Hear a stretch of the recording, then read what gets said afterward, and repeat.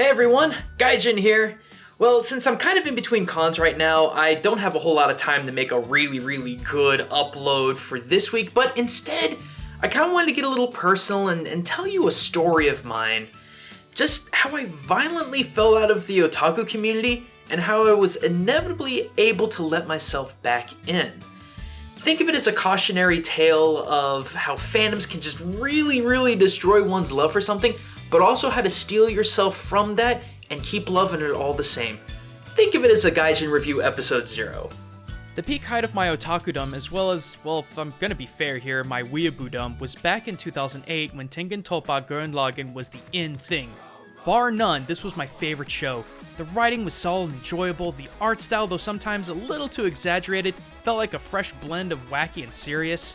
And every character was memorable and unique. They weren't types of characters, they were characters, and that's what I loved about the show.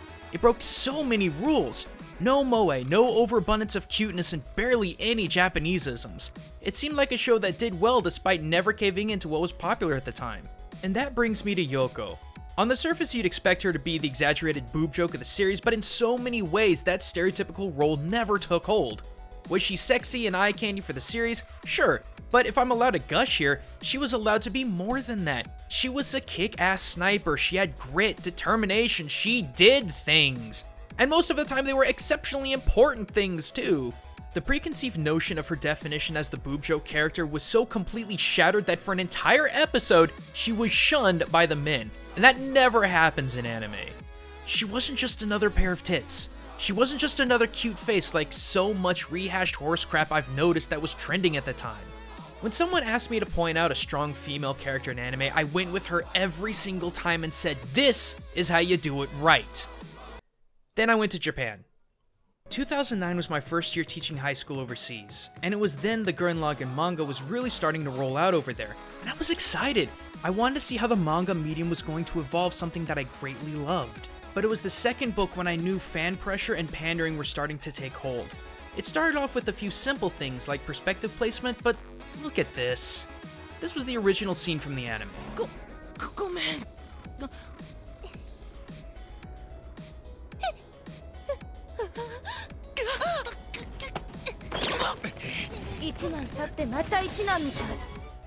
You saw that, right? No hackneyed girl gets embarrassed and slaps a man who is also in shock. Hell, she ain't even mad. In fact, she grabbed Simon or Shimon and pulled him in to protect him. That is a strong character. That is a strong fighter. And what do they do in the manga? She's passed out on her back with Simon still holding on to her tits. God frickin'. Alright, look. The imagery of this minor alteration is the poster child of how the needs of the fandom seem to just strip away the integrity of something that I loved. And it didn't stop there either. As the book goes on, Yoko just became less and less of the independent character and became more of the sexual icon her character originally obliterated. Remember when the gang discovered Roshu's village and she was asked to cover up with a robe? Yeah, see, that made sense. It was in tandem with the unique world that was established, and it actually took away the eye candy for a while. And this is how the manga did it. What is that? Why are there moe cat ears on a robe of an isolated village whose purpose was to tone down the levels of sexiness? No, I'm serious. What is this? And even before that in the book, look at the comparison between the anime and manga when it comes to this very obvious fan service moment.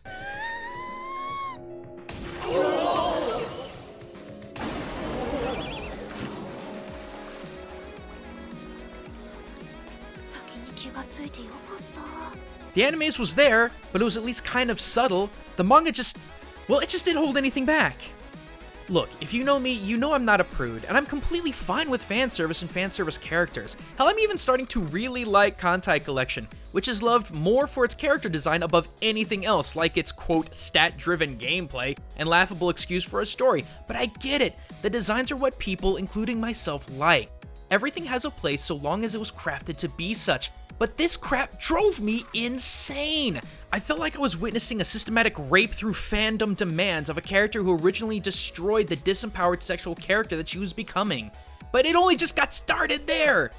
Shortly after all that, that's when I began to see what the fans in Japan were doing to her. The body pillows, the dojin, and for heaven's sake, the spin-off manga like Gurren Gakuen Hen. It was relentless. No one seemed to care about how much ass she kicked. No one seemed to care of how much of a proactive character she was. Remember that scene in episode 25 of Eva when Shinji was freaking out over a comatose Asuka, and he just Ikari'd himself after seeing her naked body? I'm a firm believer in the theory that this was Hideaki Anno's way of expressing his anger and frustration at a community that was fetishizing and devaluing characters that he made with the intentions of a serious story. And that's how I felt about the de-evolution of one of my favorite characters from my favorite show. I just felt like no one cared about real characters anymore. Everything was going to be sexualized for the fanboys, and I hated it. Every anime store I went to in Japan, from anime to Wonder Goo, every store felt like they had the same thing. Stock, sexualized characters that did nothing but act as a pretty face or huge tits for the fans to fawn over. That's when I decided enough was enough, and I told myself I was done with this. But I couldn't escape it. Certainly not Japan. Though I avoided most of it, there were one or two stories I could enjoy. Genshiken, which came out prior to Gurren Lagann, became an absolute gem for me. An anime and manga about something I really missed. People. Real people. It wasn't flashy, nor did it really have any fan service, but instead it gave the audience a look into the recluse life of the Japanese otaku. I suppose that combined with a never-dying love of giant robots is what kept at least a little fragment of myself interested in the otaku scene, but I never had much hope for the future. But I came home, and I started Game Exchange, which split into Culture Shock on top of so many other videos. I was happy to be back home in the geek community I grew up in. But it's as I said in my last video, anime culture and gaming culture blend more and more together with every passing year, and it was inevitable that I would start talking about anime and otaku related subjects. And this was the period I discovered Crunchyroll. In the process of doing promotional work for them, I discovered a colossal hub of anime that ranged in all different kinds of genres. Although I'm sure they existed, I'd never seen anything like it. I didn't have to settle for what was popular. I had options. 12-episode series that had artistic and humanistic value, works of actual art. Stories, though fantastical in their settings, were respectable and enjoyable. Though I was happy to see the variety and freshness, I still felt like it was just too much of a tainted fandom to really go back to. And then came Oshiete Galko-chan, a 2016 anime that looks like it followed all the rules. Recognizable art style, stereotypical looking characters for the modern age of anime. All that was missing was the moe software, and I figured that would be that. But oh, how wrong I was. Every one of the 12 episodes had me enthralled in loving every single character, no matter how small their part was. I don't want to divulge too much information since I want to save that for a video all its own, but let's just say that it proved to me that even in the modern day, where anime is riddled with hackney stories and unrelatable characters, there were still good stories. There were still original ideas. There was hope for something I felt was hopeless for almost a damn decade. Now I'm finding shows like Showa Genroku Rakugo Shinju, anime that focuses on solid character, plot, drama, even history. And in this revitalization process, I'm finding ways to appreciate shows I never thought I could even pretend to like. Look, the critical point I want to make in this video is that no matter what happens, if you're a fan of something, you absolutely cannot let a fandom take away the love of something you really care about away from you. And again, this isn't just anime. This is also gaming, movies, anything that has fans has or will suffer this problem. But you gotta keep going, cause if you quit loving something because other people ruin it, you'll ruin it for yourself.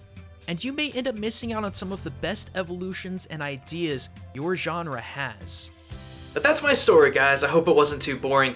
And as soon as I get done with all these cons, you better believe I'm gonna be hitting the ground running with new episodes of Culture Shock, Game Exchange, and Gaijin Review. But until then, this is Gaijin signing out.